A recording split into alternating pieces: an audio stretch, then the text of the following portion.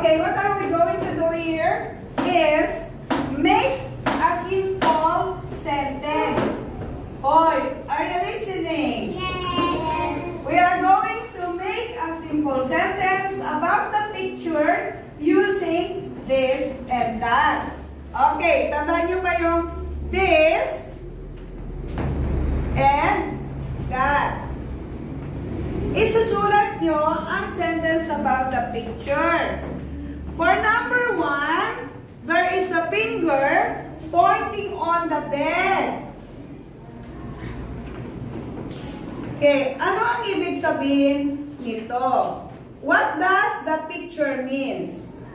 Ano ang ibig sabihin niya? You are going to write it here, in the, space. Paano natin? How are we going to write? That is a bed. Sulat na po. That. Okay, alright. That. Sulat na. That. On the space. That is that is a bed. That is a bed.